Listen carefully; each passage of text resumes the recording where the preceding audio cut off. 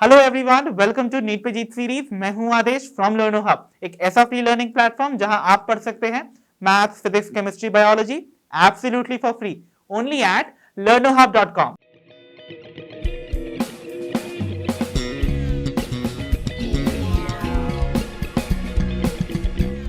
तो भाई बच्चों, आज की वीडियो में हम अपने chapter anatomy of flowering plant से रिलेटेड पास्ट 7 इयर्स में आए हुए क्वेश्चंस को करेंगे डिस्कस।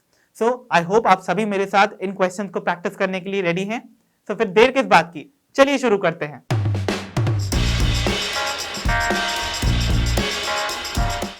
तो चलिए बच्चों, स्टार्ट करते हैं अपनी पहली प्रॉब्लम के साथ, जो कि है from NEET 2016 phase 1 that says specialized epidermal cells surrounding the guard cells are called.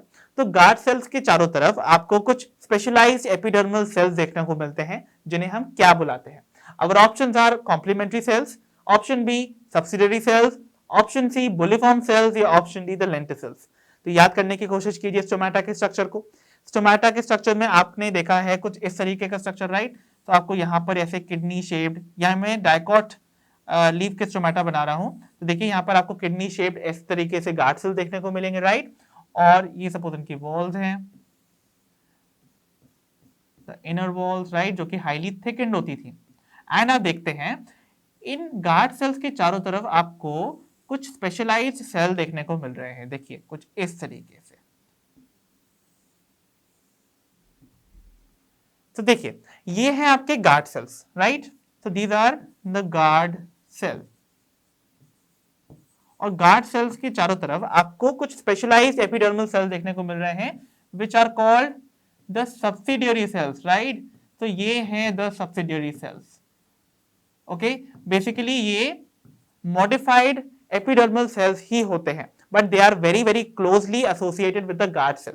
तो ऐसे cells are called the subsidiary cells. So our correct option here would be option B, subsidiary cells। तो चलिए बच्चों, start करते हैं अपनी problem number 2 के साथ, जो कि है from NEET 2016 phase 2 that says cortex is the region found between.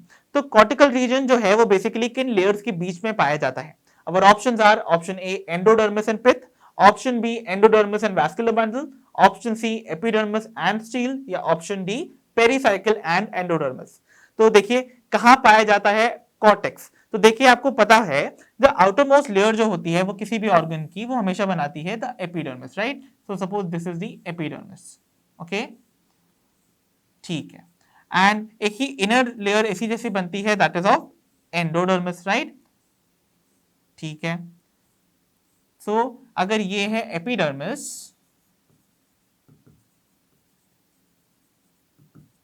This is the endodermis. और एंडोडर्मिस के नीचे आपको कुछ बैरल शेप्ड सेल्स की लेयर देखने को मिलती है, जिन्हें हम बुलाते हैं the pericycle. Okay, so this is the pericycle. और पेरिसाइकिल से नीचे आपको देखने को मिलेंगे द वैस्कुलर बंडल, और वैस्कुलर बंडल के नीचे आपको देखने को मिलेगा सेंट्रल रीजन में द पिथ। तो I am not making them but I am writing them down कि नीचे आपको यहाँ क्या देखने को मिलेगा। साथ ही साथ आपको यहाँ वैस्कुलर बंडल देखने को मिलेंगे और देखने को मिलेगी द पिथ। और आपको पता है पेरिसाइकिल, वैस्कुलर बंडल और पिथ को हम टुगेदर बुलाते हैं द स्टील, राइट? सो आप देखेंगे यहां पर एपिडर्मिस और स्टील के बीच में कुछ आपको पैरेन्काइमा सेल्स दिखाई दे रहे हैं विद इंटरसेल्युलर स्पेसेस, जो कि बनाते हैं द कॉर्टेक्स। ओके, सो यहां पर ये जो आपको सेल्स दिखाई दे रहे हैं, they are parenchyma cells which are forming a region called the cortex। so cortex basically किन दो layers के बीच में बनता हुआ दिख रहा है? एपिडर्मिस और साथ ही साथ द स्टील, राइट? तो देखिए आप सोचेंगे यहाँ एंडोडर्मिस को मैंने यहाँ क्यों मेंशन नहीं किया, है ना? सो एंडोडर्मिस बेसिकली कॉर्टेक्स की ही इनर मोस्ट लेयर होती है। So it is not a separate part, right? इन सबको हम इसलिए एक साथ कंसीडर करते हैं बिकॉज ये अराइज होते हैं from the same tissue. Okay, इसीलिए पेरिसाइकिल, वैस्कुलर बंडल और pith, they are going to be constituting the stele. और एपिडर्मिस जो है वो आउटर मोस्ट लेयर है, और एपिडर्मिस और स्टील के बीच में आपको देखने को मिलता है कॉर्टेक्स, राइट? और कॉर्टेक्स का ही इनर मोस्ट पार्ट है दैट इज एंडोडर्मिस। तो यानी कि एंडोडर्मिस भी कॉर्टेक्स का ही रीजन माना जाता है, ठीक है? इसीलिए हमने इसको सेपरेट माना। सो किसके बीच में आपको देखने को मिलेगी? The cortex, the epidermis and the stele. So our correct option here would be option C, epidermis and the stele. So this is our final option. तो आइए बच्चों डिस्कस करते हैं अपनी प्रॉब्लम नंबर 3 को. That says the balloon shaped structures called tylosis. तो balloon shaped structure जिन्हें हम टाइलोसिस बुलाते हैं, उनसे रिलेटेड आपको यहाँ पर कुछ स्टेटमेंट दे रखी हैं और आपको फाइंड करनी है the correct statement. So our options are option A are extension of xylem parenchyma cells into vessels. तो बेसिकली यहाँ पर हमको बोला जा रहा है कि क्या टाइलोसिस जो हैं वो जाइलम पैरेन्काइमा के एक्सटेंशंस हैं जो कि जाइलम वेसल्स के अंदर देखने को मिलते हैं. एंड ये स्टेटमेंट परफेक्टली करेक्ट भी है. दैट मींस ये स्टेटमेंट ही हमारा करेक्ट ऑप्शन है. राइट. तो देखिए आपको याद होगा मैंने आपको बताया था अबाउट टाइलोसिस. तो सपोज देखिए ये है जाइलम की वेसल्स की वॉल. ओके, तो I am making this like this.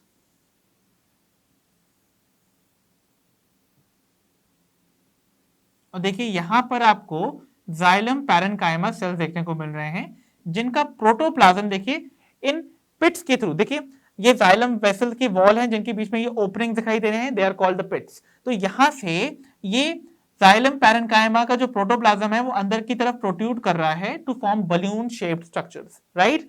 इस तरीके से आपको सेवरल ये स्ट्रक्चर दिखाई देखने को मिलेंगे inside the lumen of the xylem vessel. ठीक है, तो यहां पर आपको ये मैं बना के दिखा देता हूं. So they are going to form structures like this.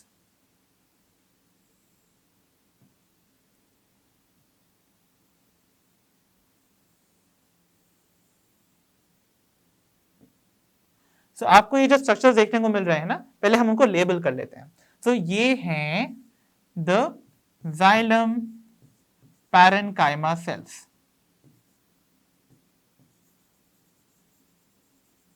Right. और ये देखने को मिल रही हैं आपको the red ones, these are the walls of xylem vessel.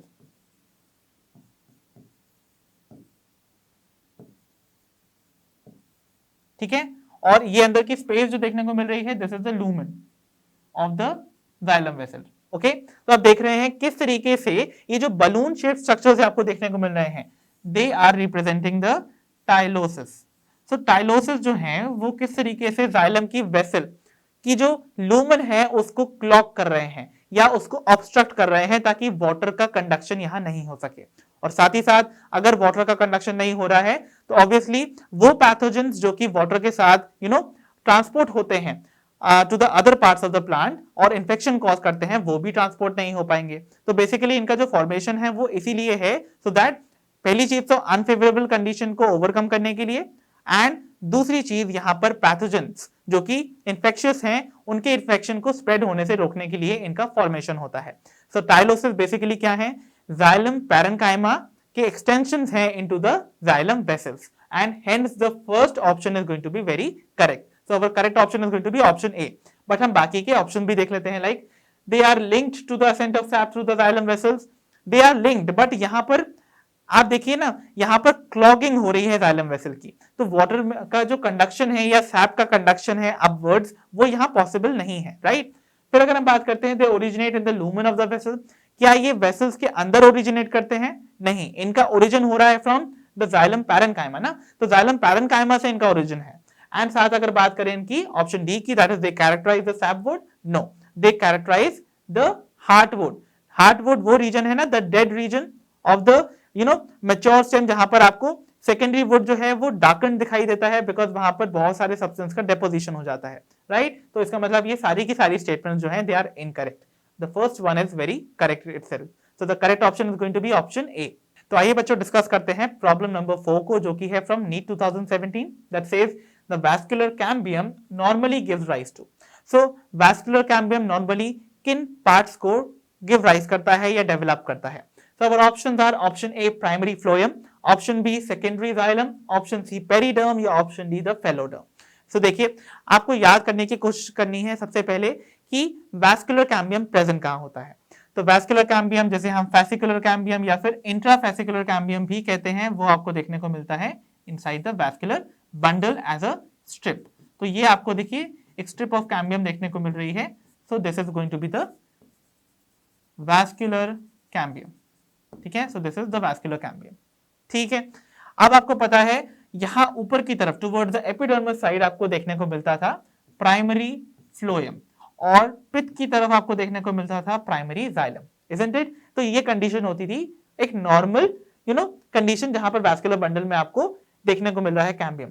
और ऐसा वैस्कुलर बंडल जिसमें कैम्बियम प्रेजेंट होता है उसे हम क्या बुलाते हैं? Open type of vascular bundle. तो यहां पर आपको ये ओपन वैस्कुलर बंडल देखने को मिल रहा है बेसिकली ऑफ डाइकॉट स्टेम से, ठीक है? तो ये बेसिकली आपको डाइकॉट स्टेम का स्ट्रक्चर है। अब आप देखिए, सपोज ये जो वैस्कुलर कैम्बियम है ये शो करता है सेकेंडरी एक्टिविटी, मतलब ये अपनी एक्टिविटी स्टार्ट करता है ऑफ ग्रोथ। तो आपको पता है वैस्कुलर कैम्बियम जो है वो ऐड कर सकता है सेल्स को both above and below it, इसका मतलब it can cut cells above and below. तो आप देखेंगे यहाँ पर कुछ नए सेल्स का एडिशन होगा जिसकी वजह से आपका वैस्कुलर बंडल का साइज हो जाएगा इंक्रीज, ठीक है? तो मान लीजिए ये है आपकी वो वैस्कुलर कैम्बियम की स्ट्रिप। तो this is that vascular cambium strip जो कि यहाँ पर आपको मेंशन दिखाई दे रही है। एंड इसने यहाँ नीचे की तरफ कुछ सेल्स ऐड किए हैं जिनको कि मैं यहाँ पर ऐसे डॉट से रिप्रेजेंट कर रहा हूँ।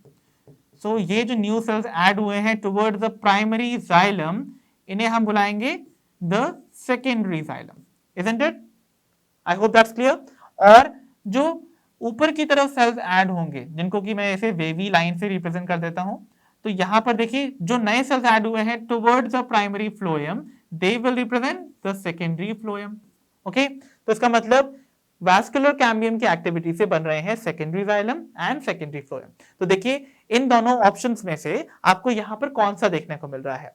तो आपको क्या सेकेंडरी फ्लोएम या सेकेंडरी जाइलम देखने को मिल रहा है यहाँ पर? Yes, we can see secondary xylem over here. Okay, so the correct option here would be option B, secondary xylem. While primary phloem already present होता है in the vascular bundle, जो कि आपको vascular cambium की activity से arise होता हुआ नहीं दिखता है, they are already present due to the activity of the procambium. और पेरिडर्म और phelloderm are not associated with vascular cambium, वो एसोसिएटेड होते हैं विद द कॉर्क कैम्बियम। तो इसका मतलब ये सारे ऑप्शन जो हैं वो एलिमिनेट हो जाएंगे। So the correct option here would be option B, secondary xylem.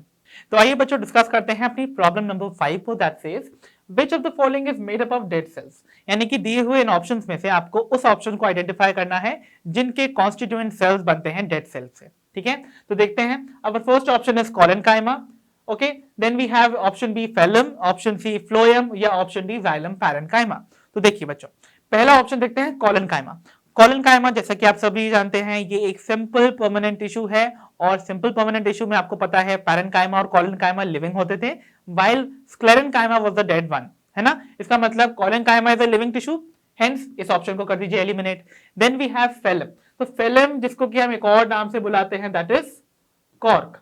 I hope आप सभी को याद होगा कॉर्क बनता था by the activity of cork cambium जिसे हम क्या बुलाते थे? Phellogen, right? तो फेलोजन से बनता है phellem towards the epidermal side, और ये जो सेल्स होते थे इस लेयर के दे वर डेड, राइट? और इसमें आपको याद हो तो सुबरिन का डेपोजिशन देखने को मिलता था जिसकी वजह से ये जो सेल्स होते थे दे वर इम्परवियस टू वाटर, यानी कि वाटर इसमें एंटर नहीं कर सकता है। ओके, तो इसका मतलब क्या हुआ? फेलम इज द वन जो की बना है फ्रॉम द डेड सेल्स, इसका मतलब this is going to be the correct option. While अगर हम बात करते हैं ऑप्शन सी की दैट इज फ्लोएम, तो फ्लोएम आप जानते हैं एक कॉम्प्लेक्स परमानेंट टिश्यू है जिसके आपको 4 कंपोनेंट देखने को मिलते थे, those were sieve tubes, companion cells, phloem parenchyma और फ्लोएम फाइबर्स। तो फ्लोएम फाइबर्स को छोड़ दिया जाए तो बाकी की 3 कंपोनेंट्स वर लिविंग, राइट? तो मेजरली अगर हम कहें तो फ्लोएम के मेजर जो कंपोनेंट्स हैं दे आर लिविंग, इसका मतलब ये भी लिविंग टिश्यू ही कंसीडर किया जाएगा except for its phloem fibres, right? तो इसका मतलब ये ऑप्शन भी एलिमिनेट हो जाता। एंड फाइनली आपको पता है xylem parenchyma obviously would be living because parenchyma word यहाँ लगा है ना। आपको पता है जाइलम के भी 4 कंपोनेंट्स होते थे, उनमें से 3 डेड होते थे और एक होता था living, that was xylem parenchyma. तो इसका मतलब ये ऑप्शन भी एलिमिनेट हो जाएगा। That means our correct option would be option B. तो चलिए बच्चों स्टार्ट करते हैं अपनी प्रॉब्लम नंबर 6 के साथ, that is identify the wrong statement in context of heartwood. So heartwood से रिलेटेड आपको इनकरेक्ट स्टेटमेंट को करना है आइडेंटिफाई, ठीक है?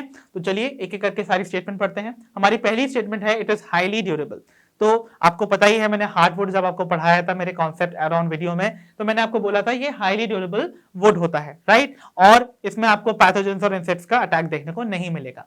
ओके, तो दैट मीन्स आपको पता है ना, हार्डवुड रिप्रेजेंट करता है the central region of the matured stem, जहां पर आपको डार्क कलर का वुड देखने को मिलता है, राइट? वो सेकेंडरी जाइलम जो कि क्लॉग्ड होता है with organic compounds, so that is what is going to give the strength, है ना? तो ये मैकेनिकल सपोर्ट प्रोवाइड करता है टू द स्टेम, तो इसका मतलब ये हाईली ड्यूरेबल वुड है। दैट मीन्स ये परफेक्टली करेक्ट स्टेटमेंट है, hence can be eliminated because we have to find the wrong statement. ठीक है, तो देखते हैं सेकंड ऑप्शन को, that is it conducts water and minerals efficiently. ये वाटर और मिनरल्स को एफिशिएंटली कंडक्ट करता है इन द प्लांट, तो क्या ये करेक्ट है? नो, ये ही ऑप्शन है रॉन्ग। द रीजन इज, मैंने आपको बोला है ये वो सेकेंडरी जाइलम होते हैं इन केस ऑफ हार्डवुड जहां पर आपको उनका लूमन यानी कि जो सेकेंडरी जाइलम है उनके जो वेसल्स हैं उनके लूमन में आपको ऑर्गेनिक कंपाउंड्स का डेपोजिशन देखने को मिलेगा। इसका मतलब उनके जो वेसल्स हैं दे आर क्लॉग्ड, और अगर वो क्लॉग्ड है, ऑब्स्ट्रक्टेड है, इसका मतलब वहां पर वाटर और मिनरल्स जो है वो ट्रांसपोर्ट नहीं किए जा सकते। इसका मतलब यही वो स्टेटमेंट है जो कि इनकरेक्ट होगा, बिकॉज यहां बोला जा रहा है कि वो एफिशिएंटली वाटर और मिनरल्स को कंडक्ट कर सकते हैं। दैट मींस ये रॉन्ग स्टेटमेंट है, hence this will be our correct option. ठीक है, so the correct option would be option B, but हम सी और डी ऑप्शंस को भी देख लेते हैं। Like it comprises of dead elements with highly lignified walls. Obviously यहां पर आपको जो सेकेंडरी जाइलम देखने को मिलेगा उनकी वॉल्स जो है वो डेड एलिमेंट से मिलकर बनी हुई है और वो हाईली लिग्निफाइड है, यानी कि लिग्निन से आपको कवर्ड दिखाई देंगी या फिर उनमें आपको कवरिंग देखने को मिलेगी of lignin. So that means ये स्टेटमेंट भी करेक्ट है, hence can be eliminated. And lastly we are left with option D, that is organic compounds are deposited in it. जैसा कि मैंने आपको बताया था, आपको हार्डवुड के केस में सेकेंडरी जाइलम में देखने को मिलते हैं ऑर्गेनिक कंपाउंड का डेपोजिशन, जो कि वेरियस आपको देखने को मिलते थे, लाइक जैसे आपको टैनिन देखने को मिलता था, tannin, resin, gum, oil, aromatic oils, these were all deposited inside. ठीक है, जो कि इनको ये डार्क अपीयरेंस भी प्रोवाइड करते थे और रिजिडिटी भी प्रोवाइड करते थे। That means the option D is also correct in its sense, इसका मतलब ये भी एलिमिनेट किया जाएगा, hence the correct option would be option B over here. तो चलिए बच्चों डिस्कस करते हैं प्रॉब्लम नंबर 7 को, that says which of the following statements is true for the phloem in plants। तो प्लांट्स के केस में जो फ्लोएम टिश्यू आपको देखने को मिलता है उससे रिलेटेड आपको ट्रू स्टेटमेंट को करना है आइडेंटिफाई। सो हमारी पहली स्टेटमेंट है phloem fibres are made up of living cells. तो आपको पता है फ्लोएम बेसिकली क्या है, एक कॉम्प्लेक्स परमानेंट टिश्यू है जो कि सेवरल कंपोनेंट से मिलकर बनता है और उनमें से एक होता था द फ्लोएम फाइबर, और फ्लोएम फाइबर जो होता था वो डेड टिश्यू है। इसका मतलब क्या हुआ, वो डेड सेल से मिलकर बना है, हेंस ये स्टेटमेंट हो गई incorrect. So this option can be eliminated. Then we have option B that says sieve tube elements are multicellular with wide lumen and rich cytoplasm. तो हमको बोला जा रहा है जो sieve tube elements होते हैं they are multicellular।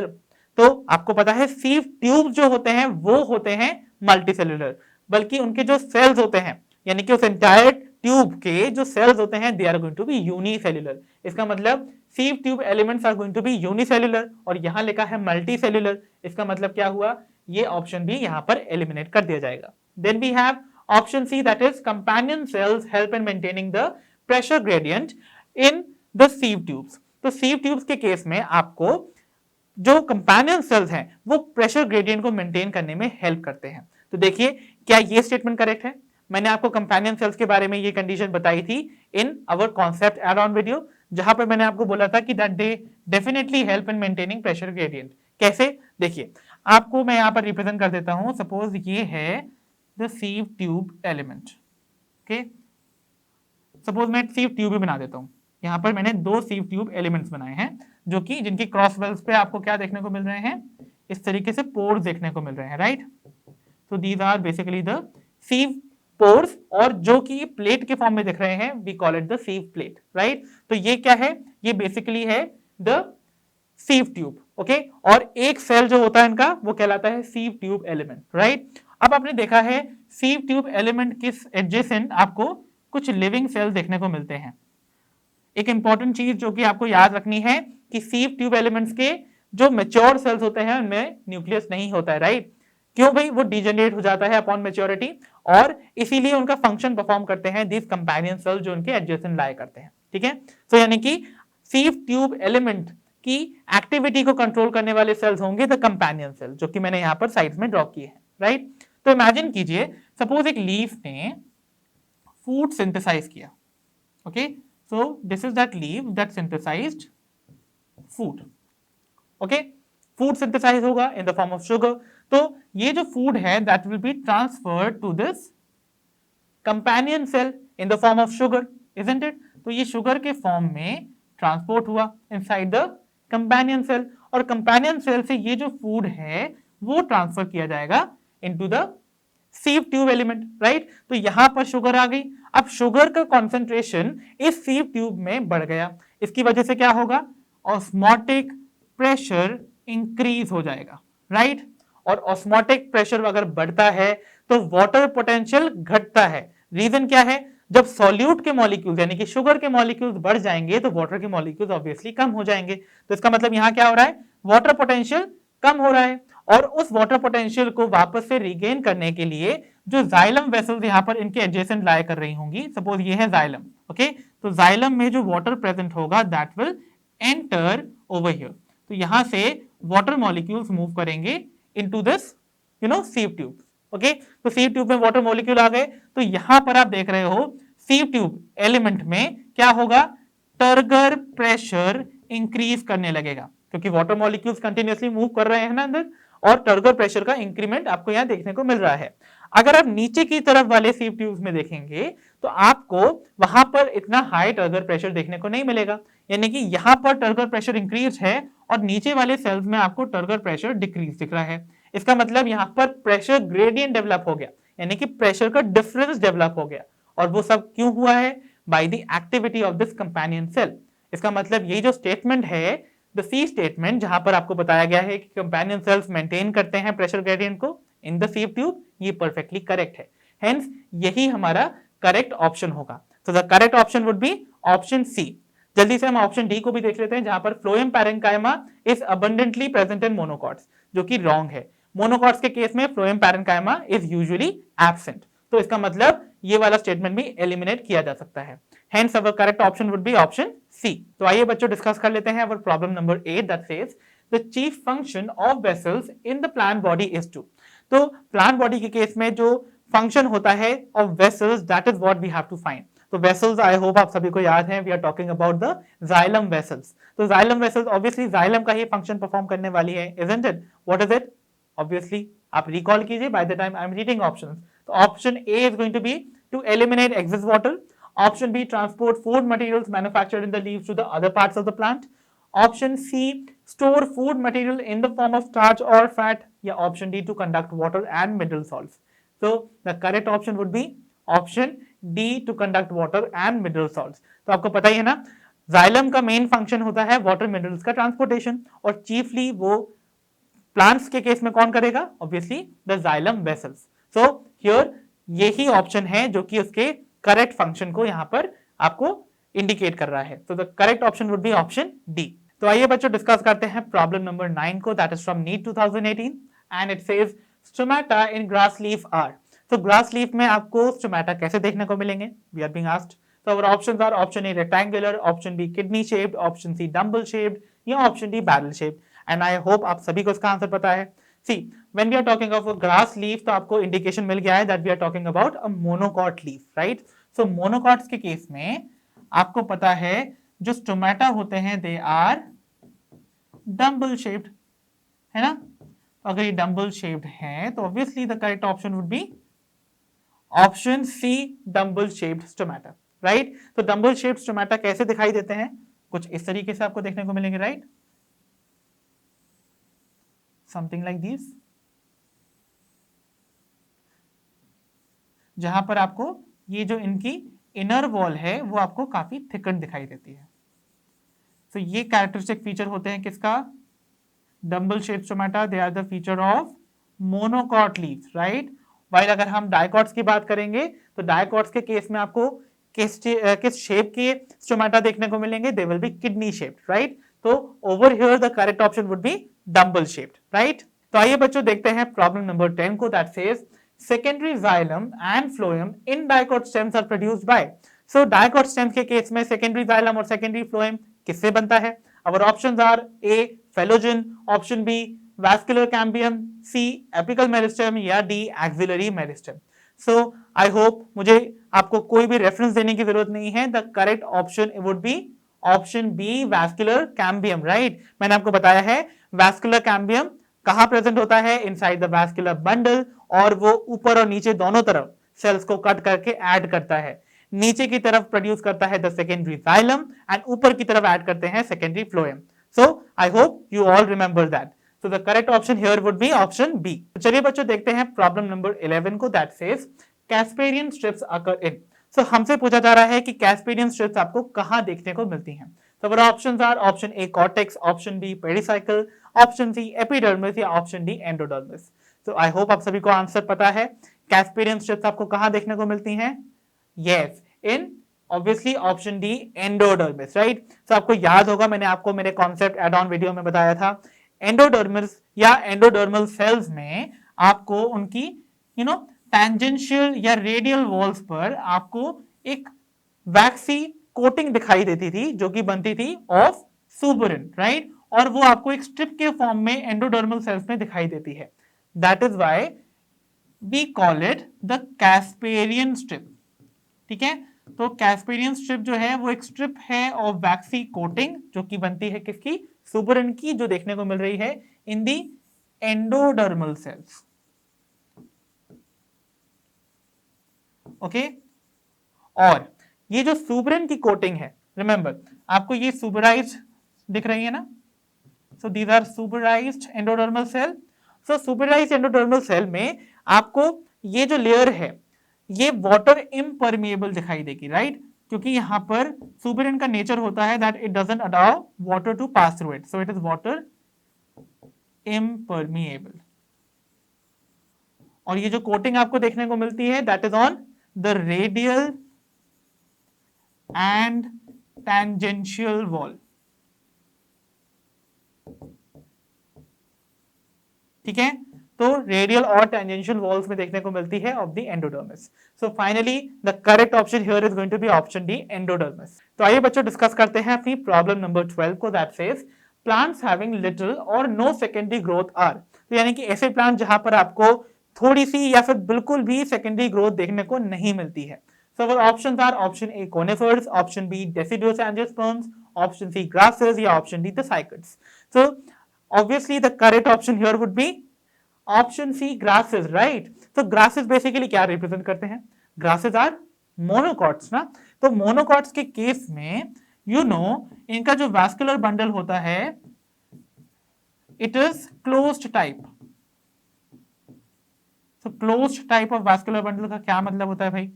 जहां पर कैम्बियम इज एब्सेंट, यानी कि वैस्कुलर कैम्बियम ही नहीं होगा तो सेकेंडरी ग्रोथ कहां से होगी. राइट, सो वैस्कुलर बंडल यहां पर क्लोज टाइप का है, कैम्बियम एब्सेंट है, hence they will not show any secondary growth. So finally the correct option here is going to be option C. तो आइए बच्चों डिस्कस करते हैं प्रॉब्लम नंबर 13 को. That says which of the following statements given below is not true about the formation of annual rings in a tree. so एक tree में जो annual ring बनती है उससे रिलेटेड उस स्टेटमेंट को हमें आइडेंटिफाई करना है जो कि सच नहीं है. That means it is not true. Okay, so our options are option A annual ring is a combination of spring wood and autumn wood produced in a year. So हमसे बोला जा रहा है कि जो एक एनुअल रिंग आपको देखने को मिलती है इन केस ऑफ ट्रीज, यूजुअली उन ट्रीज में जो कि टेम्परेट रीजन में पाए जाते हैं. याद है ना टेम्परेट रीजन कौन से होते थे? जहां पर ऑब्वियसली सीजन्स फ्लक्चुएट करते हैं, मींस टेम्परेचर जो है या फिर कंडीशन जो है एनवायरमेंटल कंडीशन वो through out the year same नहीं रहती हैं. सो ऐसी कंडीशन में आप देखेंगे डिफरेंट सीजन में कैम्बियम की एक्टिविटी डिफर करती है.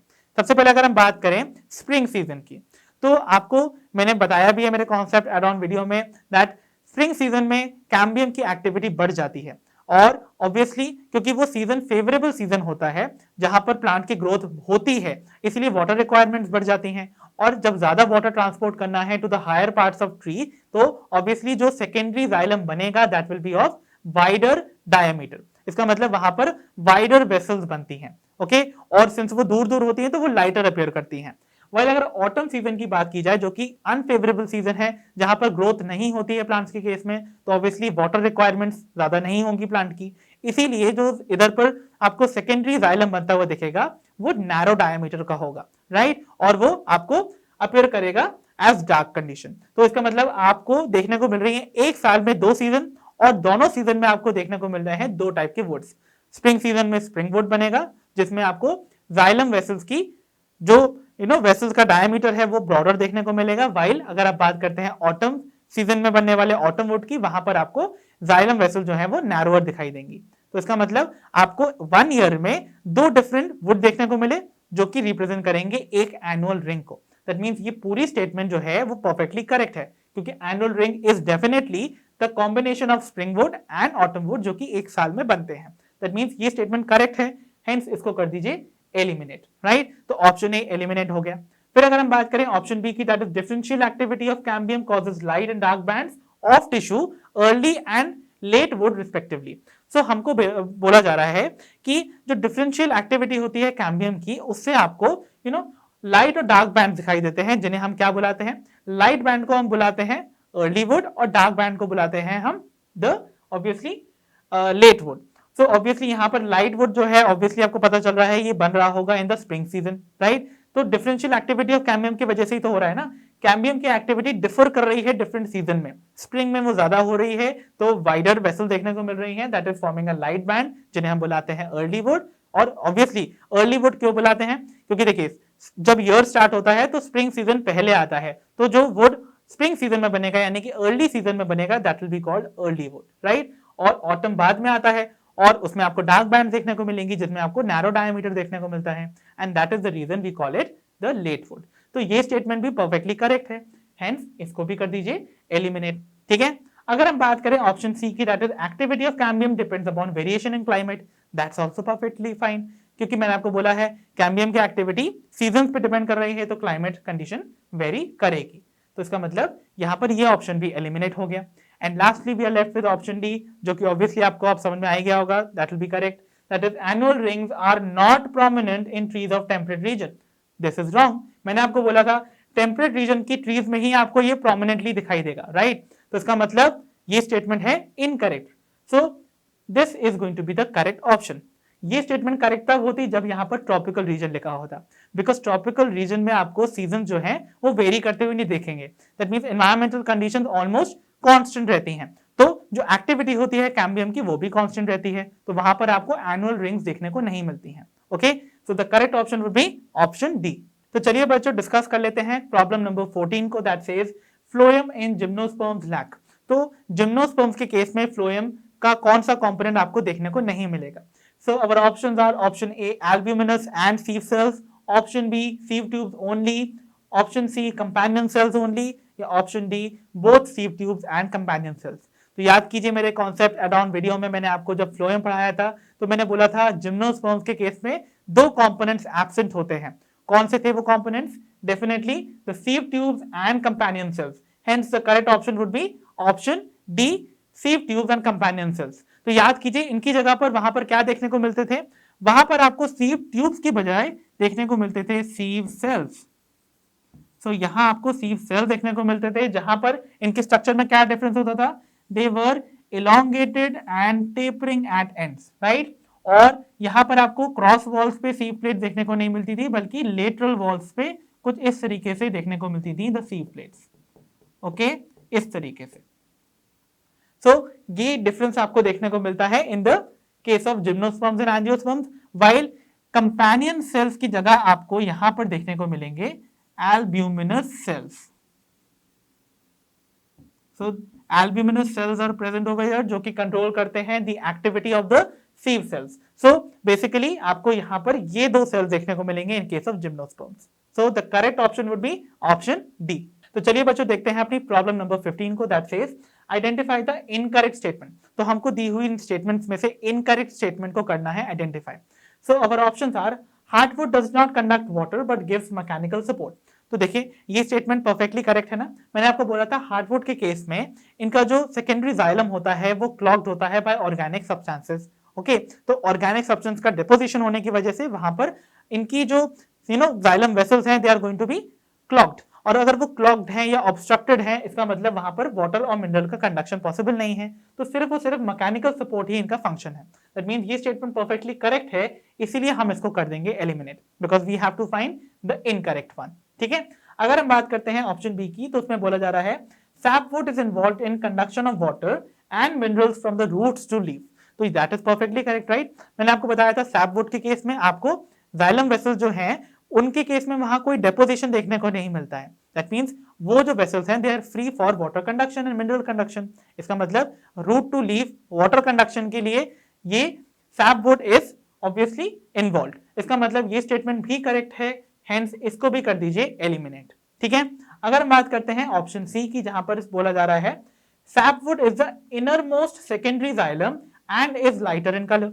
तो सैपवुड को कहा जा रहा है कि ये इनर मोस्ट लेयर है और ये लाइटर इन कलर है। तो भाई सैपवुड लाइटर इन कलर तो होता है, बट ये इनर मोस्ट सेकेंडरी जाइलम नहीं है, ये पेरिफेरल सेकेंडरी जाइलम है। याद है ना आप सभी को? तो मैंने आपको बताया भी था कि अगर मैं एक स्टेम का मेच्योर स्टेम का सेक्शन लूं तो आप देखिए यहां पर सेंटर में आपको दिखाई देगा द हार्टवुड। ओके, ये रिप्रेजेंट कर रहा है उन सेकेंडरी जाइलम को जहां पर आपको डेपोजिशन देखने को मिलता है ऑफ ऑर्गेनिक सब्सटेंसेस। ओके, तो ये हार्टवुड है और जो पेरिफेरल रीजन है that is going to represent the sapwood. Okay, तो यहां पर आपको सैपवुड देखने को मिल रहा है, राइट। तो ये वाली जो स्टेटमेंट है that is going to be incorrect और इसी को तो हमको फाइंड करना था। तो our correct option would be option C, right, क्योंकि ये इनर मोस्ट नहीं है, that is the peripheral secondary xylem. ठीक है, एंड अगर हम बात करें ऑप्शन डी की तो देख लेते हैं इसको भी। Due to deposition of tannins, resins, oils etcetera hardwood is dark in colour. तो हार्डवुड डार्क इन कलर होता है, और क्यों होता है? बिकॉज ऑब्वियसली वहां पर कुछ ऑर्गेनिक सब्सटेंसेस जैसे कि tannins, resins, oils, aromatic oils, right, gums, इन सभी का डेपोजिशन हो जाता है। तो this statement is also correct, hence इसको भी हम कर देते हैं eliminate. So our final option would be option C. तो चलिए बच्चों बिगिन करते हैं प्रॉब्लम नंबर 16 के साथ। That says the transfer section of a plant shows following anatomical features. यानी कि प्लांट पार्ट का हमने सेक्शन काटा है, ट्रांसफर सेक्शन, और उसमें आपको कुछ एनाटॉमिकल फीचर्स देखने को मिल रहे हैं। कौन कौन से हैं वो फीचर्स, आइए डिस्कस करते हैं। पहला फीचर है it has large number of scattered vascular bundles. तो scattered vascular bundles and it is surrounded by bundle sheath. तो यानी कि आपको बहुत सारे स्कैटर्ड वैस्कुलर बंडल जो कि सराउंडेड है बाय द बंडल शीथ वो देखने को मिल रहे हैं। तो देखिए स्कैटर्ड वैस्कुलर बंडल्स कुछ इंडिकेशन आपको दे रहा है, आप रिकॉल करने की कोशिश कीजिए by the time I am reading other options. So second option में it is saying large conspicuous parenchymatous ground tissues also seen. ठीक है, ये भी ठीक है। Then we see third one which is vascular bundles are conjoint and closed. तो देखिए conjoint condition क्या रिप्रेजेंट कर रहा है, that we are going to be talking about the stem, and closed का क्या रिप्रेजेंटेशन है, that we are going to be talking about the monocots. तो मोनोकॉट्स के केस में आपको ये कंडीशन देखने को मिलती है, राइट। सो मोनोकॉट्स में आपको क्लोज कंडीशन देखने को मिलती है ना, जहां पर आपको कैम्बियम देखने को नहीं मिलता है inside the vascular bundle. Okay, और साथ ही साथ देखिए यहाँ पर फ्लोएम पैरेन्काइमा एब्सेंट है। तो फ्लोएम पैरेन्काइमा एब्सेंट आपने किस एनाटॉमिकल पार्ट में देखा था? तो याद करने की कोशिश कीजिए, बाय द टाइम मैं आगे भी रीड कर देता हूं। To identify the correct category of plant and its part, तो ऑप्शन है आपके monocotyledonous stem, option B monocotyledonous root, option C dicotyledonous stem, या ऑप्शन डी डायकॉटिलेडनस रूट।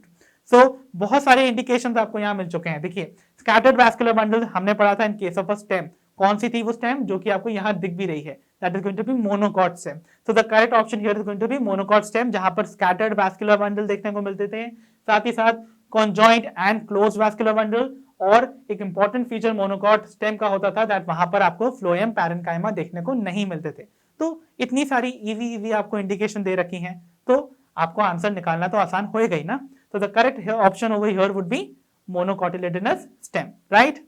तो आइए बच्चों डिस्कस कर लेते हैं अपनी प्रॉब्लम नंबर 17 को। That says large empty colorless cells of the adaxial epidermis along the veins of the grass leaves। तो ग्रास लीव्स के केस में आपको उनके एडाक्सियल सरफेस पे उनकी जो एपिडर्मिस है उसमें कुछ लार्ज एम्प्टी कलरलेस सेल्स देखने को मिलते हैं, उन्हें हम क्या बुलाते हैं? तो our options are option A lenticels, option B guard cells, option C bundle sheath cells, या option D bulliform cells. So recall करने की कोशिश कीजिए, मोनोकॉट्स के केस में ये पिक्यूलियर फीचर था। Okay, we used to call them the bulliform cells, याद है? बोलीफॉर्म सेल्स जो कि रिस्पॉन्सिबल होते थे for rolling and unrolling of leaves, right. तो they were responsible for rolling and unrolling of leaves. तो देखिए आपको अडैक्सियल सर्फेस बेसिकली रिप्रेजेंट कर रहा है दी अपर सर्फेस, या बेसिकली आप इसको ऐसे समझिए क्योंकि मोनोकॉट्स के केस में यू हैव लीव्स जो कि ऐसे ना वर्टिकल ओरिएंटेशन में होती हैं, तो जो सर्फेस लीफ का एडजेसेंट है to the stem axis, okay, तो देखिए ये आपका है द स्टेम एक्सिस, और ये वाला जो सर्फेस है जो इसके एडजेसेंट है we will call it adaxial. तो ये जो एडैक्सियल सरफेस है यहां पर आपको इसकी एपिडर्मिस पे कुछ सेल्स देखने को मिलते थे जो कि कैसे होते थे, मैंने उसको याद करने का तरीका बताया था, it was simply CEL cell, यानी कि colourless, empty and large. Okay, so यहां पर आपको इसके आउटर एपिडर्मिस पे कुछ सेल्स देखने को मिलेंगे which are going to be larger. Okay, तो ये कुछ ऐसे से लार्जर सेल्स आपको देखने को मिलते थे, सो जो कि इसकी एडैक्सियल एपिडर्मिस पे ही देखने को मिलेंगे, and these were called the bulliform cells. So these were the bulliform cells, okay, और ये colorless, large और empty होते थे, and that is why we used to call them the bulliform cells, right? So the correct option would be option D. तो आइए बच्चों discuss करते हैं अपनी प्रॉब्लम नंबर 18 जो कि है from NEET 2021 that says select the correct pair. तो इस क्वेश्चन में आपको बोला जा रहा है to select the correctly matched pair from these options given below. तो पहले पेयर में देखिए आपको मैच किया जा रहा है cells of medullary rays that form the part of cambial ring with interfascicular cambium। तो बेसिकली हमसे बोला जा रहा है मेडुलरी रेस के वो सेल्स जो कि कैम्बियम की रिंग का पार्ट बनते हैं उन्हें हम बुलाते हैं द इंटरफैसिकुलर कैम्बियम। क्या ये करेक्टली मैच्ड है? Yes, it is correctly matched, that means यही होगा हमारा correct option. Okay, so the correct option would be option A. I hope आप सभी को याद होगा सेकेंडरी एक्टिविटी, मैंने आपको सेकेंडरी ग्रोथ पढ़ाई थी इन द डायकॉट स्टेम, तो आपको याद है ना डायकॉट स्टेम के केस में आपको जो वैस्कुलर बंडल्स हैं वो रिंग के फॉर्म में अरेंज दिखाई देते थे। तो मैं यहाँ पर आपको दो वैस्कुलर बंडल्स बना के दिखा देता हूँ। ओके, आपको अरेंजमेंट कैसा दिखेगा in dicot stem? In a ring like manner, ठीक है। तो आपको पता है जो वैस्कुलर बंडल्स होते थे डायकॉट स्टेम में वो होते थे ओपन टाइप वैस्कुलर बंडल, मतलब जहां पर आपको कैम्बियम की प्रेजेंस देखने को मिलती थी। तो इसका मतलब इन वैस्कुलर बंडल्स में आपको कैम्बियम की एक स्ट्रिप देखने को मिलेगी। ओके, और सिंस जो ये कैम्बियल की स्ट्रिप है ये एक वैस्कुलर बंडल के विद इन प्रेजेंट है, राइट, और वैस्कुलर बंडल को हम एक फैसिकल भी कह सकते हैं ना, इट इज अ बंडल, तो इसका मतलब हम इसको कहेंगे इंट्राफैसिकुलर कैम्बियम। सो सिंस ये within vascular bundle present है thus we use the word intra, क्योंकि इंट्रा मतलब होता है विद इन और फैसिकल होता है टू द वर्ड बंडल।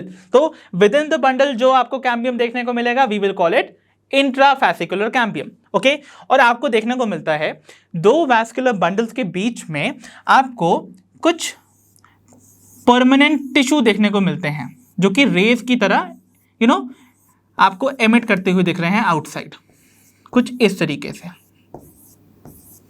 तो ये जो सेल्स आपको देखने को मिलते हैं these are the medullary rays. What are these?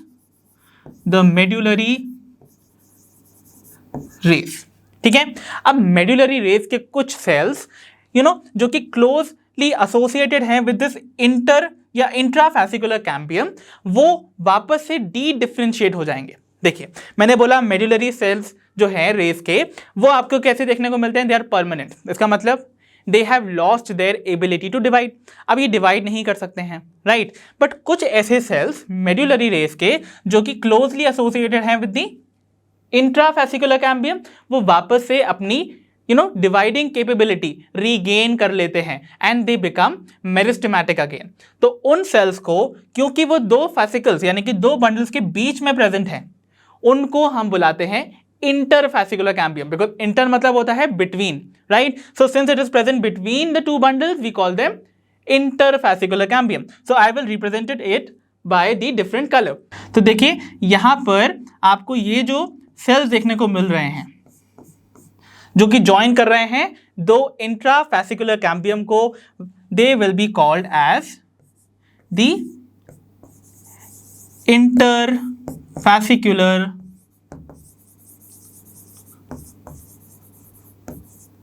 Cambium, ठीक है। सो इंटरफैसिकुलर कैम्बियम बेसिकली क्या है? मेड्यूलरी रेस के वो सेल जो कि पार्ट बन रहे हैं ऑफ द कैम्बियम रिंग, है ना। तो कैम्बियम की रिंग कैसे बनती है? By the joining of these intra and इंटरफैसिकुलर cambium. तो इसका मतलब ये जो पहला ही मैच हमको दे रखा है दैट इज परफेक्टली करेक्ट, ठीक है। तो इसका मतलब the correct option would be option A. While अगर हम रिमेनिंग ऑप्शंस की बात करें तो उनको भी देख लेते हैं। सो ऑप्शन बी में हमसे बोला जा रहा है loose parenchyma cells rupturing the epidermis and forming a lens shaped opening in the bark, और इसको मैच किया गया है विद द स्पॉन्जी पैरेन्काइमा। क्या ये करेक्टली मैच्ड है? नो आपको याद है कि आपने कॉर्क कैम्बियम की एक्टिविटी देखी है ना, तो मैंने आपको बताया था कॉर्क कैम्बियम सर्टेन रीजन्स में स्टेम के अंदर वो क्या करते हैं, वो कट आउट करते हैं कुछ क्लोजली एसोसिएटेड सेल्स। पहली चीज तो यहाँ पर जो लूज वर्ड है ना दैट इज रॉन्ग, क्योंकि वहां पर जो सेल्स कट ऑफ होंगे by the cork cambium those will be closely associated, तो ये वर्ड तो यहाँ पर रॉन्ग हो गया। और साथ ही साथ वो जो सेल्स बनते थे जो क्लोजली एसोसिएटेड होते थे, जिनकी एक्टिविटी से एपिडर्मिस जो थी वो रप्चर हो जाती थी और वहां पर एक लेंस शेप्ड ओपनिंग बनती थी जिन्हें हम बुलाते थे लेंटिसल्स, वो जो सेल्स हैं जिनकी एक्टिविटी से वो लेंस शेप्ड ओपनिंग्स बनती हैं उनको हम स्पॉन्जी पैरेन्काइमा नहीं कहते हैं, उन्हें हम क्या कहते थे? What do we call them? We used to call them the complementary cells, right. तो कॉम्प्लीमेंट्री सेल्स की एक्टिविटी की वजह से बनता है दी लेंटिसल्स, ठीक है। तो कॉम्प्लीमेंट्री सेल्स की एक्टिविटी से बनेंगे द लेंटिसल्स, ओके। और अगर हम देखें ऑप्शन सी को, जहां बोला जा रहा है large colourless empty cells in the epidermis of grasses, okay, और द ग्रास लीव्स, उनको मैच किया जा रहा है विद द सब्सिडरी सेल्स। क्या ये करेक्ट है? नो मैंने आपको बताया था लार्ज कलरलेस एम्प्टी सेल्स जो कि मोनोकॉट लीव्स में प्रेजेंट होते हैं ऑन दी अडैक्सियल एपिडर्मिस, यानी कि अपर एपिडर्मिस, वो आपको जो कि रोलिंग और अनरोलिंग ऑफ लीफ में हेल्प करते थे उनको हम बुलाते थे the bulliform cells, not the subsidiary cells. तो इसका मतलब ये मैचिंग भी कंप्लीटली रॉन्ग है, बिकॉज यहां पर मैच होना चाहिए था विद द बुलीफॉर्म सेल्स। तो this is also wrong, right. Subsidiary cells कहां देखे थे हमने? We used to see that in the stomatal apparatus। तो stomatal apparatus में आपने गार्ड सेल के अराउंड जो क्लोजली एसोसिएटेड आपको एपिडर्मल सेल्स देखने को मिलते थे, we used to call them subsidiary cells, right। तो वो उसका पार्ट है, not the part of this upper epidermis of the monocot leaf, ठीक है। अगर हम बात करते हैं ऑप्शन डी को, तो ऑप्शन डी में आप देखिए यहां पर in dicot leaves vascular bundles are surrounded by large thick walled cells which are called conjunctive tissue. क्या ये करेक्ट है? डाइकॉट लीव्स में वैस्कुलर बंडल के चारों तरफ आपको जो थिक वॉल्ड सेल्स देखने को मिलते थे, क्या उन्हें हम कंजंक्टिव टिश्यू बुलाते थे? नो ना, दिस इज रॉन्ग। उन्हें हम बुलाते थे the bundle sheath sales, isn't it? तो ये वाला भी करेक्टली मैच नहीं है, सो दे वर बंडल शीथ सेल्स, तो ये यहां पर मैच होना चाहिए था, ओके। तो इसका मतलब ये भी इनकरेक्टली मैच्ड है, so the correct option would be option A. So आइए बच्चों डिस्कस करते हैं अपनी next problem which is problem number 19 that says to match list 1 with the list second. यानी कि आपको यहाँ पर दो कॉलम्स दे रखे हैं named as list 1 and second, आपको उनके आइटम्स को करेक्टली मैच करना है और फाइंड करना है करेक्ट ऑप्शंस को, ठीक है। तो देखते हैं हमारे लिस्ट 1 में जो पहला आइटम है दैट इज लेंटिसल्स। तो लेंटिसल्स आप सभी को याद होंगे, those were the lens shaped opening जो कि आपको मैच्योर स्टेम में देखने को मिलती थी, राइट। और वो हेल्प करती थी in the exchange of gases, right। तो first is going to match with the third one। तो देखिए फर्स्ट थर्ड से कहाँ मैच है? Only in option D. इसका मतलब यही वो ऑप्शन है जो कि करेक्टली मैच होगा, राइट। तो देखिए फर्स्ट को डी से यहाँ पर थर्ड वाले में ही मैच किया जा रहा है, ओके। तो यही एक ऑप्शन है जहाँ पर first is matching with third, that means यही ऑप्शन होगा हमारा correct. Rest all three options are going to get eliminated. While बाकी की मैचिंग करके भी हम इस ऑप्शन को एक बार वेरीफाई कर लेते हैं। तो देखिए कॉर्क कैम्बियम, सो कॉर्क कैम्बियम की एक्टिविटी से आपको क्या बनता हुआ दिखता है? तो कॉर्क कैम्बियम की क्या बनता है या कॉर्क कैम्बियम को हम बुलाते क्या हैं? तो देखिए कॉर्क कैम्बियम को हम बुलाते थे the phellogen, right, because phello word is related to the cork, isn't it. और सिंस ये अपनी एक्टिविटी से कट ऑफ करके कॉर्क बनाता है, we used to call it phellogen, right, ठीक है। तो इसका मतलब second is going to match with the first. तो देखिए सेकंड मैच कर रहा है with the first, isn't it? Then अगर हम देखते हैं थर्ड वाले को दैट इज सेकेंडरी कॉर्टेक्स, तो सेकेंडरी कॉर्टेक्स को हम क्या बुलाते थे? We used to call it the phelloderm, isn't it? तो फेलोडर्म को मैच किया गया है with the third, that means third is matching with fourth. देखिए थर्ड मैच कर रहा है फोर्थ से इसी ऑप्शन में, ओके, ये भी करेक्ट है। एंड फाइनली कॉर्क को मैच किया जा रहा है with the second one, that is suberin deposition. तो आपको याद है ना, कॉर्क सेल्स जो होते थे दे वर डेड और उसमें सुपरेंट की डिपोजिशन होती थी, जिसकी वजह से वाटर इम्परवियस होते थे ऐसे सेल्स, यानी कि वाटर की एंट्री यहां पर अलाउड नहीं है। ओके, सो ये कंडीशन मैच कर रही है with the second, that is fourth is going to match with second. इसका मतलब our correct option would be option D. तो आइए बच्चों डिस्कस करते हैं अपनी प्रॉब्लम नंबर 20 को, that says match list 1 with list second. तो आपको लिस्ट 1 और लिस्ट सेकंड के आइटम्स को अगेन यहाँ मैच करना है और फाइंड करना है करेक्ट ऑप्शंस को। तो देखिए लिस्ट 1 का जो पहला आइटम हमको यहाँ दे रखा है that is cells with active cell division capacity. तो भाई प्लांट्स के केस में ऐसे सेल्स जिनके पास एक्टिवली डिवाइडिंग कैपेसिटी है उन्हें हम क्या बुलाते थे? We used to call them the meristematic cells. और वो क्या बनाते थे? The meristematic tissue. तो इसका मतलब first one is going to match with the second over here. इसका मतलब ए वाला जो आइटम है that is matching with the second. Okay, तो देखिए यहां पर ए को सेकंड से कहां मैच कराया जा रहा है, किस ऑप्शन में? Only in option C. तो इसका मतलब our correct option would be option C, while बाकी के सारे ऑप्शंस एलिमिनेट हो सकते हैं, राइट? और आइए बाकी की मैचिंग कंप्लीट करके भी इस ऑप्शन को एक बार वेरीफाई कर लेते हैं, ठीक है? तो देखिए हमारा सेकंड पार्ट है tissue having all cells similar in structure and function. तो भाई एक ऐसा टिश्यू जिसके सारे जो कॉन्स्टिट्यूएंट सेल्स हैं वो स्ट्रक्चर और फंक्शन में सेम हो या सिमिलर हो, उन्हें हम क्या बुलाते थे? Okay, so we used to call them the simple tissue, right? So second वाला आपको यानी कि बी ऑप्शन मैच कर रहा है with the fourth in list second. तो इसका मतलब देखिए B is matching with fourth in C option only, right? तो ये भी करेक्ट है। फिर अगर हम देखते हैं हमारे सी आइटम को, that is saying tissue having different types of cells. तो एक ऐसा टिश्यू जो डिफरेंट टाइप के सेल से मिलकर बनता था उसे हम क्या बुलाते थे? We used to call them the complex tissues, right? और कॉम्प्लेक्स टिश्यू या कॉम्प्लेक्स परमानेंट टिश्यू के जो कॉन्स्टिट्यूएंट थे वो कौन से टिश्यू होते थे? Those were xylem and phloem. और जाइलम और फ्लोएम को हम टुगेदर बुलाते हैं as the vascular tissue, right? क्योंकि ये conduction of food and water help करता है इन प्लांट्स। तो इसका मतलब ये वैस्कुलर टिश्यू से मैच करेंगे, that means C is going to match with the first over here. तो देखिए सी यहाँ पर फर्स्ट से मैच हो रहा है in option C, right? And finally हमारे डी ऑप्शन में देखिए dead cells with highly thickened cells और वॉल्स एंड नैरो लूमन। तो ऐसे डेड सेल्स जिनके पास हाईली थिकन्ड वॉल है और नैरो लूमन प्रेजेंट है उनको हम क्या बुलाते थे? तो उनको आप मैच कर सकते हैं विद दी स्क्लेरिड्स, राइट? क्योंकि वो स्क्लेरेनकाइमा के ही पार्ट है। तो स्क्लेरेनकाइमा टिश्यू आप सभी को याद होगा ना, दोज वर डेड टिश्यू। तो यहाँ पर डी वाला मैच कर रहा है विद द थर्ड, तो यहाँ पर देखिए D is matching with third also. So our final option which is correct would be option C. तो चलिए बच्चों डिस्कस करते हैं अपनी प्रॉब्लम नंबर 21 जो कि है फ्रॉम नीट 2022।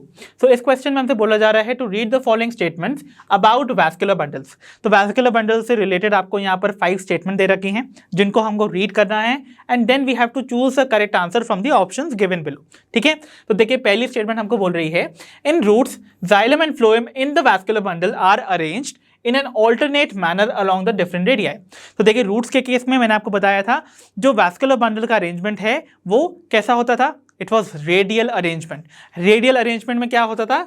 जैसा कि यहाँ पर स्टेटमेंट में लिखा हुआ है जो जाइलम एंड फ्लोएम है वो ऑल्टरनेटली अरेंज्ड होते थे, राइट? तो इसका मतलब अगर एक तरफ आपको जाइलम देखने को मिलेगा तो उसका ऑल्टरनेट करता हुआ उससे आपको एक फ्लोएम देखने को मिलेगा। तो सपोज अगर मैं आपको यहाँ पर ये कंडीशन दिखाने की कोशिश करूँ तो आपको यहाँ पर सपोज ये जाइलम देखने को मिल रहा है और कि सपोज मैं जाइलम बना देता हूँ, ओके? तो ये जाइलम के बंडल्स हैं और आपको इनके बीच में ऑल्टरनेट करते हुए क्या दिख रहे हैं? Phloem bundles. ओके, सो इस अरेंजमेंट को we use to call the radial arrangement, right? तो आप देख रहे हो xylem and phloem different radii पे प्रेजेंट है, इजंट इट? सो इसका मतलब क्या हुआ? ये कंडीशन या ये स्टेटमेंट परफेक्टली करेक्ट है, हेंस ये स्टेटमेंट को हम करेक्ट मार्क कर देंगे, राइट? अगर हम बात करते हैं अपनी सेकंड स्टेटमेंट की, that says conjoint closed vascular bundles do not possess cambium. So conjoint closed vascular bundle, देखिए कॉन्जॉइंट कंडीशन तो आपको पता है ना, यहाँ पर जाइलम एंड फ्लोएम एक ही रेडियाई पे प्रेजेंट होंगे, राइट? तो कुछ इस तरीके की कंडीशन, ओके? तो यहां पर आपको देखने को मिलेगा जाइलम भी और यहां पर आपको फ्लोएम भी। तो जाइलम फ्लोएम एक ही रेडियाई पे प्रेजेंट है, ओके? तो कॉन्जॉइंट कंडीशन जहां पर क्लोज कंडीशन प्रेजेंट है ऑफ द वैस्कुलर बंडल। तो क्लोज कंडीशन क्या होती थी? आप सभी को याद है क्लोज कंडीशन में आपको वैस्कुलर कैम्बियम देखने को नहीं मिलता है। That means it was closed for the secondary growth, secondary growth बंद है वहां पर, तो आपको वहां पर सेकेंडरी ग्रोथ नहीं देखने को मिलेगी because it does not possess cambium. तो ये स्टेटमेंट भी परफेक्टली करेक्ट है ना, इसका मतलब ये वाला ऑप्शन भी या ये स्टेटमेंट भी करेक्ट मानी जाएगी। Then we have the third statement जिसमें बोला जा रहा है in open vascular bundles cambium is present in between xylem and phloem. तो देखिए ओपन टाइप के वैस्कुलर बंडल्स में जाइलम और फ्लोएम के बीच में आपको कैम्बियम की स्ट्रिप देखने को मिलेगी, एंड ये भी करेक्ट है, इजंट इट? सो ये वाली स्टेटमेंट भी हम मान लेंगे करेक्ट, राइट? आप सभी को पता है कैसा अरेंजमेंट होता है। Then we talk about the fourth statement, तो देखिए ये वाली भी करेक्ट हो गई। अब फोर्थ स्टेटमेंट में बोला जा रहा है the vascular bundles of dicotyledonous stem, यानी कि डायकॉट स्टेम के अंदर आपको वैस्कुलर बंडल्स में एंडार्क्ड प्रोटोजाइलम देखने को मिलेगा। ओके, सो एंडार्क्ड प्रोटोजाइलम क्या होता था? आप सभी को पता है स्टेम का, खास करके स्टेम का ही कैरेक्टरिस्टिक फीचर होता है कि वहां पर एंडार्क कंडीशन ऑफ प्रोटोजाइलम देखने को मिलती है। प्रोटोजाइलम होता था द फर्स्ट फॉर्म्ड जाइलम, यानी कि वो जाइलम के वेसल्स जिनका की डायमीटर या जो लूमन है वो नैरो होगा, और जो लेटर फॉर्म्ड जाइलम वेसल्स होते थे उनका डायमीटर या जो लूमन का साइज है वो वाइडर होते थे, उन्हें हम मेटा जाइलम बुलाते थे, राइट? तो एंडार्क कंडीशन ऑफ जाइलम आपको स्टेम में देखने को मिलती है, and that is perfectly correct. एंडार्क का मतलब क्या होता था कि ये जो प्रोटोजाइलम है ये कहाँ प्रेजेंट होंगे? टुवर्ड्स द पिथ रीजन, यानी कि टुवर्ड्स द सेंटर, और जो मेटाजाइलम होंगे those will be towards the periphery. तो ये कंडीशन परफेक्टली करेक्ट है, हेंस इसको भी हम करेक्ट मार्क कर देंगे, राइट? और लास्टली हमारी जो फिफ्थ स्टेटमेंट है जिसमें बोला जा रहा है in monocotyledonous root usually there are more than 6 xylem bundles. तो मोनोकॉट रूट्स में मोर देन 6 जाइलम बंडल्स देखने को मिलते हैं यूजुअली। तो ये कंडीशन करेक्ट है क्या? Yes, it is also perfectly correct. इस कंडीशन को हम क्या बुलाते थे बच्चों? We used to call them the polyarch condition, isn't it? तो पॉलीआर्क कंडीशन जो है वो ऑब्वियसली फेमस है फॉर दी मोनोकॉट रूट्स। इसका मतलब ये स्टेटमेंट भी करेक्ट है। तो इसका मतलब हमारी पांचों की पांचों स्टेटमेंट करेक्ट हैं। तो आपको कोई ऐसा ऑप्शन यहाँ दिखाई दे रहा है जिसमें कि पांचों स्टेटमेंट करेक्ट मानी जाए? नो ना, यहाँ पर कोई भी ऐसा ऑप्शन नहीं है। इसका मतलब क्या हुआ? All the options given here are going to be wrong. So ऐसा क्वेश्चन जिसमें आपको कोई करेक्ट ऑप्शन नहीं दिख रहा है तो ऑब्वियसली ऐसा क्वेश्चन ड्रॉप कर दिया जाता है और इसके मार्क्स आपको फ्रीली डिस्ट्रीब्यूट हो जाएंगे। तो इसका मतलब you will get a bonus over here. Okay, तो आइए बच्चों अब हम देख लेते हैं अपनी प्रॉब्लम नंबर 22 को। That says the anatomy of spring wood show some peculiar features. So अगर आप स्प्रिंग वुड की एनाटॉमी या इंटरनल स्ट्रक्चर को देखेंगे तो आपको वहां पर कुछ पेक्यूलियर फीचर्स देखने को मिलते हैं। Okay, so identify the correct set of statements about spring would. तो हमको यहाँ बोला जा रहा है कि स्प्रिंग वुड से रिलेटेड आपको यहाँ पर कुछ सेट ऑफ स्टेटमेंट दे रखे हैं और इन ऑप्शन में से आपको करेक्ट सेट ऑफ स्टेटमेंट्स को करना है आइडेंटिफाई। ठीक है, तो देखते हैं हमारी पहली स्टेटमेंट को।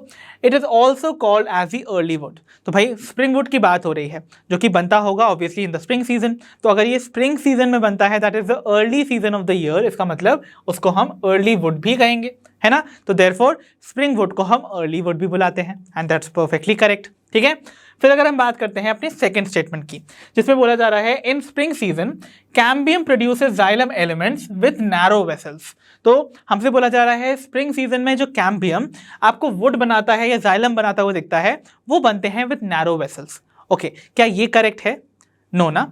देखिए आपको मैंने बताया है जो स्प्रिंग सीजन होता है that is the favourable season for plant growth. इसका मतलब ये एक ऐसा सीजन है जहां पर प्लांट ग्रोथ एक्सटेंसिवली होती है और सिंस अगर प्लांट ग्रो करेगा तो ऑब्वियसली वाटर रिक्वायरमेंट जो होती हैं वो प्लांट की बढ़ जाती हैं।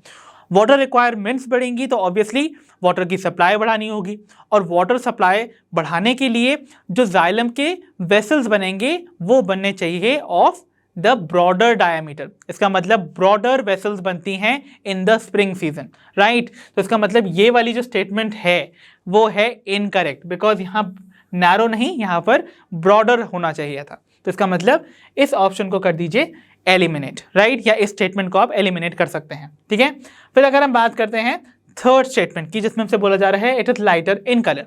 अब सिंस देखिए यहाँ पर ब्रॉडर डायामीटर के आपको जाइलम बनते हुए दिखाई देंगे या जाइलम वेसल्स बनती दिखेंगी, तो इसका मतलब आपको ये लाइटर अपीयर करेंगे, राइट। वाइल अगर ऑटम वुड में ये बन रहा होते तो आपको नैरो वेसल्स वाले जाइलम दिखाई देते जो कि बहुत पास पास होते, इस वजह से वो डार्क अपीयर होते। बट यहाँ पर हम बात कर रहे हैं स्प्रिंग वुड की, तो वहाँ पर आपको लाइटर कलर की आपको ये रिंग के फॉर्म में दिखाई देंगे, तो इसका मतलब ये स्टेटमेंट करेक्ट है, ठीक है।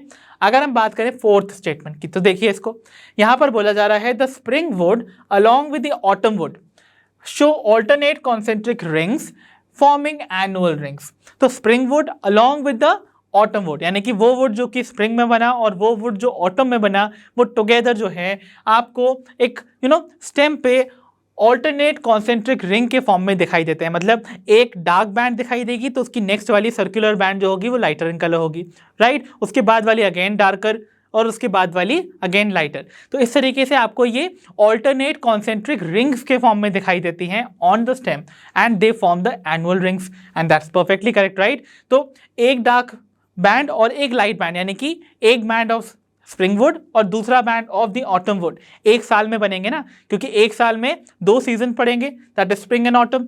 तो वो 2 बैंड्स जो होंगे यानी कि light and dark will represent 1 annual ring. तो इसका मतलब एनुअल रिंग का फॉर्मेशन आपको दोनों ही टाइप के वुड के फॉर्मेशन से दिखाई देगा। तो ये स्टेटमेंट भी परफेक्टली करेक्ट हो गई। And lastly we have the fifth one, it has low density या lower density and that's also perfectly correct, because आपको इनके जो वेसल्स हैं ये ब्रॉडर है ना, दूर दूर हैं, तो इनकी डेंसिटी जो होगी दैट विल बी लेसर। तो इसका मतलब they will have lower density. तो यानी कि कौन कौन सी सेट ऑफ स्टेटमेंट्स करेक्ट हैं, first, third, fourth and fifth. तो आइए देखते हैं उस ऑप्शन को जिसमें आपको first, third, fourth and fifth correct बताया जा रहा है, and that is going to be option D. तो देखिए यहाँ पर first, third, fourth and fifth को करेक्ट बताया जा रहा है। So the final option which is correct would be option D.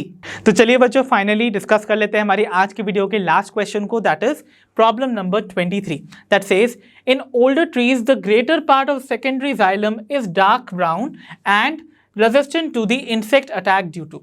सो हमसे बेसिकली बोला जा रहा है ओल्डर ट्रीज में आपको जो सेकेंडरी जाइलम है वो यूजुअली डार्क ब्राउन दिखाई देगा और साथ ही साथ वो जो है आपको इंसेक्ट अटैक से रेजिस्टेंट दिखाई देता है। दैट मीन्स वहाँ पर इंसेक्ट्स इजीली अटैक नहीं करते हैं, ओके। तो ऐसा क्यों है, उसके पीछे का क्या रीज़न है। तो बेसिकली सबसे पहले तो हम इस पॉइंट को रिप्रेजेंट कर लेते हैं कि यहाँ पर जिसकी बात की जा रही है, तो मान लीजिए ये एक मैच्योर स्टेम का सेक्शन है जहाँ पर ना आपको जो सेंट्रल रीजन है वहाँ पर आपको ये डार्क ब्राउन सेकेंडरी जाइलम दिखाई देंगे, okay. So they represent the heartwood. So heartwood basically वो रीजन होता है जहां पर आपको देखने को मिलते हैं वो सेकेंडरी जाइलम जो कि डिपॉजिटेड होते हैं विथ मेनी ऑर्गेनिक कंपाउंड्स।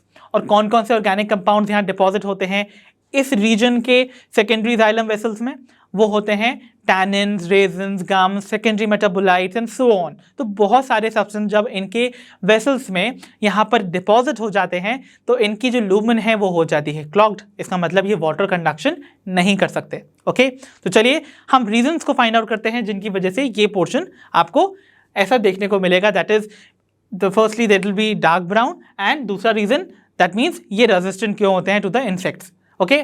सो देखिए पहला जो आपको रीजन यहाँ दे रखा है that is secretion of secondary metabolites and their deposition in the lumen of vessels. तो यानी कि कहा जा रहा है इनके वेसल्स में सेकेंडरी मेटाबोलाइट्स का सिक्रीशन और डिपोजिशन देखने को मिलता है, that is why they appear to be dark brown और ये इंसेक्ट रेजिस्टेंट होते हैं, and that's perfectly correct, right. अगर हम बात करें सेकेंड रीजन की, तो देखिए यहाँ बोला जा रहा है deposition of organic compounds like tannins and resins in the central layer of the stem. तो यहाँ पर स्टेम की सेंट्रल लेयर, ऑब्वियसली यहाँ पर हार्डवुड रिप्रेजेंट कर रहा है द सेंट्रल लेयर, तो यहाँ पर आपको टैनिन्स एंड रेजिन्स जैसे सब्सटेंसेस का डिपोजिशन देखने को मिल रहा है। दैट मीन्स ये वाली स्टेटमेंट भी करेक्ट है, राइट, ठीक है। Then we have the third statement जिसमें हमसे बोला जा रहा है deposition of suberin and aromatic substances in the outer layer of the stem. क्या ये स्टेटमेंट करेक्ट है?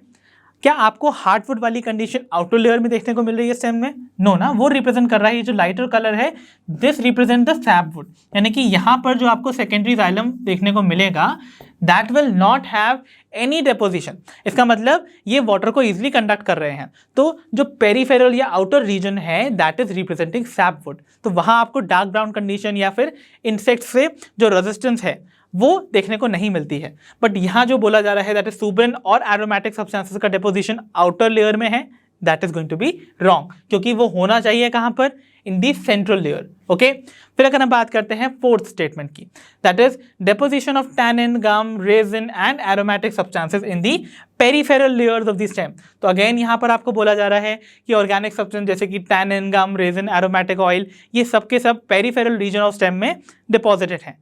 तो ये स्टेटमेंट भी इनकरेक्ट है ना, क्योंकि पेरीफेरल रीजन रिप्रेजेंट करता है सैपवुड और वहां पर उनके सेकेंडरी जाइलम के वेसल्स में किसी भी चीज का डेपोजिशन देखने को नहीं मिलता है। दैट मीन्स ये स्टेटमेंट भी हो गई incorrect. And finally we are left with the fifth statement, that is presence of parenchyma cells, functionally active xylem elements and essential oils. Okay, तो हमको बोला जा रहा है कि यहाँ पर यानी कि ये सेंट्रल रीजन में आपको पैरेन्काइमा सेल्स दिखाई देंगे और फंक्शनली एक्टिव जाइलम एलिमेंट दिखाई देंगे। क्या फंक्शनली एक्टिव जाइलम एलिमेंट दिखाई दे सकते हैं इस रीजन में जो कि डार्क ब्राउन इन कलर है, जो कि हार्डवुड है? क्या यहाँ पर जाइलम के वेसल्स एक्टिव हैं? नो ना, यहाँ पर डेपोजिशन है सब्सटेंसेस का, that means they are clogged. तो ये कैसे फंक्शनली एक्टिव हो सकते हैं? ये कैसे वाटर और मिनरल्स को ट्रांसपोर्ट कर सकते हैं? दैट मीन्स ये वाली स्टेटमेंट हो गई इनकरेक्ट, इजंट इट? तो इसका मतलब fifth statement is also incorrect.